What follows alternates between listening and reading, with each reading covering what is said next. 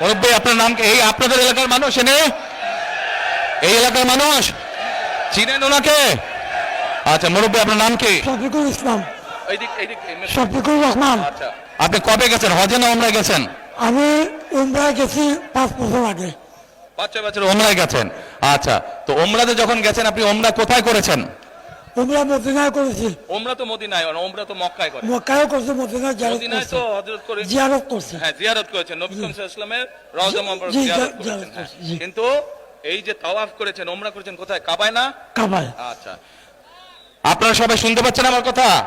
এবার মন দিয়ে কান দিয়ে শুনবেন। আমি ওনাকে একটা প্রশ্ন করব, দেখি উনি কি বলে।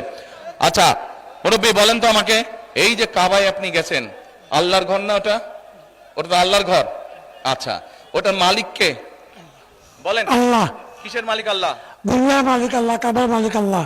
কাবার মালিক আল্লাহ, আল্লাহ। দুনিয়ার মালিক আল্লাহ, আল্লাহ আমাদের মালিক আর আল্লাহ। কিসের মালিক আল্লাহ? আমাদের মালিক আল্লাহ, রিজিকের মালিক আল্লাহ, সবকিছুর মালিক আল্লাহ। ঠিক আছে কথা? কথা ঠিক আছে? তার মানে এই দুনিয়া, এই যে সূর্য, এই যে চাঁদ উঠবে একটু পরে, চাঁদ সূর্য পৃথিবী যাই দেখি আমরা, সকল কিছুর মালিক কে? আল্লাহ রাব্বুল আলামিন হচ্ছে সকল কিছুর মালিক। আমরা কি দেখছি? আমরা দেখছি ওই যে একটা রাজনৈতিক দলের কথা বলেছি, যাদের ভূমিকা আমরা 50 বছর আগে দেখেছি। আমরা দেখছি এদের কিছু কিছু সদস্য আমাদের নিরীহ মা বোনদের বাসায় গিয়ে গিয়ে, মা বোনদের কাছে গিয়ে কিসের টিকিট বিক্রি করছে? টিকিট বিক্রি করছে, জানেন তো? হ্যাঁ 1 মিনিট। আচ্ছা মুরব্বী বলেন তো, এই বেহেশত বা দোজখের মালিক কে? আল্লাহ পরওয়ারদিগার। মুরব্বী বলেছে বেহেশত ও দোজখের মালিকও আল্লাহ তাআলা। আপনারা একমত? কারা একমত এটার সাথে হাত তুলেন, যারা যারা একমত এটার সাথে?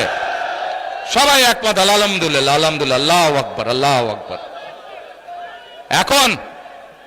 এখন আমার প্রশ্নটা আপনাদের কাছে, যার মালিক একমাত্র আল্লাহ রাব্বুল আলামিন, সেটা দেওয়ার ক্ষমতা মানুষ কি রাখে? তাহলে যে মানুষ কে বলে বেহেশতের মালিক আল্লাহ তাআলা, দোজখের মালিক আল্লাহ তাআলা, কে কোথায় যাবে সেটা সিদ্ধান্ত একমাত্র আল্লাহ তাআলা নেবে। তাহলে যারা গিয়ে বলে যে তাদেরকে ভোট দিলে বেহেশতে যাবে, এটা কি হতে পারে? মুনাফিকি না, এটা রীতিমতন শিরকি শিরকি শিরকি, আল্লাহর সাথে তারা তুলনা করছে। কাজেই 71 সালে তারা তো মানুষ হত্যা করেইছে। এখন তারা আবার বহু মানুষকে বিভ্রান্ত করে তারা শিরকির অংশীদার করছে। কত বড় মুনাফিক, কত বড়!